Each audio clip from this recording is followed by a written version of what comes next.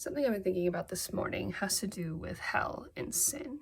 And what I was realizing is that the reason hell exists is because anyone who chooses sin, and I mean sin for what sin really is, everything that does harm and evil in this world, not just the ideas of, what is sinful, but real sin for what it is.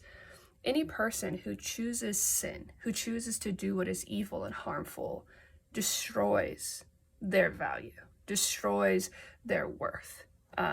Because what is worthwhile, this is where God says all the time, person of worth, because they have righteousness in themselves. They have real righteousness. They do what is good and right.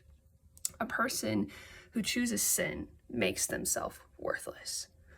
And what hell is about is that every single person who is choosing to do wickedness, the world is better off without you.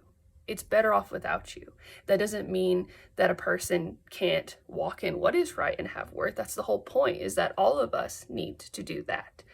But the person who refuses to do this, the world is better off without you. And I think we have such hard ideas about hell and like, how could God do that? But we have to look at hell in view of sin, like, pedophiles. Like, do you not in some way inside of you want them removed? These people who do harm against women, do you not want in your heart for them ultimately to be removed? What you want is for them to change. What you want is them to not do those things. But if they refuse, what is left? What is left but for them to be removed?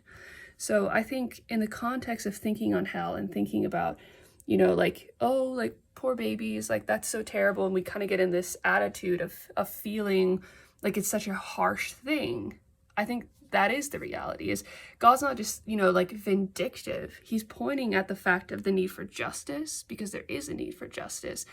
And he's pointing at the fact of what is really worthless, and that a person who is just lives that worthless life. Don't you know so many people in this world who just live in that way of selfishness and pride and meanness and, whatever else, that the world isn't better because they're in it, And I think that's kind of the whole point about hell, is that there's a point where God's going to say enough is enough, and those people will be removed.